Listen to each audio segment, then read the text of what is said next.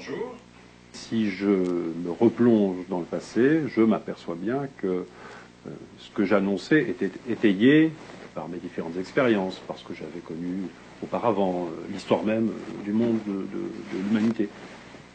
Oui, des prédictions sur moi-même, oui, dont je me passerais bien finalement, parce que j'avais une amie un jour qui avait à peu près les mêmes capacités que moi, et me dit: je connais la date de ma mort.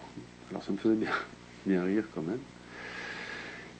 Et malheureusement, ou heureusement, j'en sais rien, mais j'ai eu cette même vision-là en ce qui me concerne. Voilà.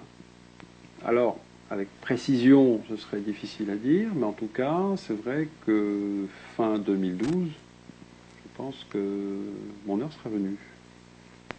Ce qui est tout à fait... Voilà, la vie est ainsi faite. Après, certains ne préfèrent pas savoir la date de la dernière heure. Je trouve que mes capacités m'ont permis, un petit peu par hasard, je dois le dire. Voilà, mais ça ne m'affole pas plus que ça. Il y a le temps. Oui, il y a le temps.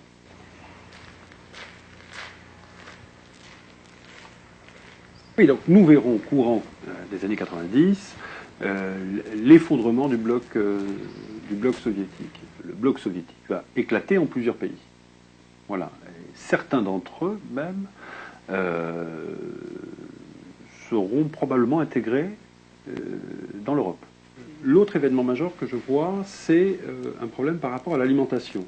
On risque de croiser, au milieu des années 90, une crise sanitaire majeure sur l'alimentation, par rapport aux bovins, notamment.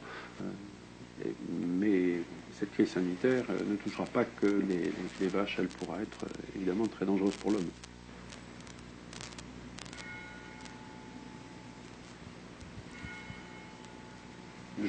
J'ai prédit, et je voyais très bien qu'il allait se passer une catastrophe nucléaire en URSS.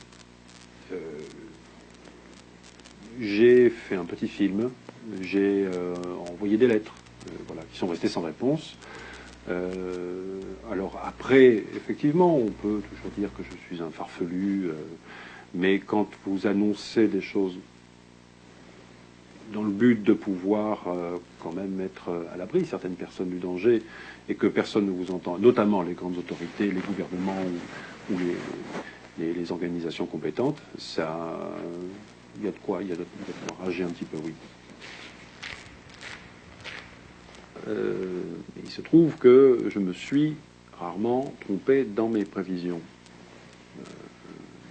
J'ai peut-être eu quelques erreurs, et j'en ferai certainement encore. C'est pas la question. C'est la question de l'intensité de la vision. Plus la vision est intense, et plus les probabilités que ça arrive, en fait, sont grandes. Cette rencontre dont je parle, extraterrestre, d'être venu d'ailleurs, fin 2012, n'est pas une rencontre qu'on pourrait imaginer invasive, apocalyptique. Il s'agit d'une installation, d'une implantation, d'une première étape en fait. Ce n'est pas une fin, c'est une étape. Ils vont s'implanter dans le système de nos vies à la manière d'un virus dans un organisme vivant. Voilà. Il y aura un temps d'incubation pour que l'offensive soit prête, je vois, à 2-3 ans, notamment en 2015. En 2015, l'offensive, celle-ci sera violente et sans recours possible. Pourquoi ? Parce qu'ils vont prendre possession d'une chose qui sera omniprésente dans tous les foyers de France, l'ordinateur. Je m'explique. Les ordinateurs vont être beaucoup plus puissants et vont nous assister dans la vie de tous les jours. On va dire les années 90 au milieu des années 2000, vous allez voir, les ordinateurs tels qu'on les connaît aujourd'hui n'auront rien à voir. On pourra envoyer des lettres par ordinateur, des photos par ordinateur, comme on envoie par exemple un télégramme par Minitel. À partir des années 2000, le développement des ordinateurs dans les maisons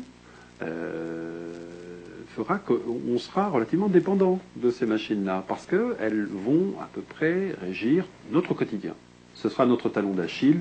En 2015, l'offensive des extraterrestres, qui, quand je parle d'une offensive violente, consistera à prendre possession de nos ordinateurs, et donc nous n'aurons plus aucun recours possible, nous serons leurs esclaves.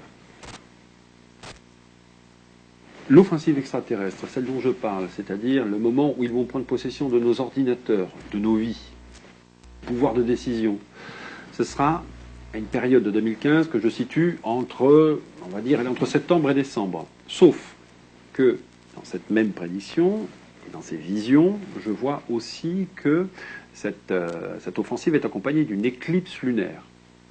La seule éclipse lunaire qui existe, en tout cas qui a lieu dans cette période-là, c'est le 28 septembre. 28 septembre 2015 sera la date, si on ne doit pas parler de jugement dernier, en tout cas la date d'une heure fatidique pour l'humanité. Ça, j'en suis convaincu.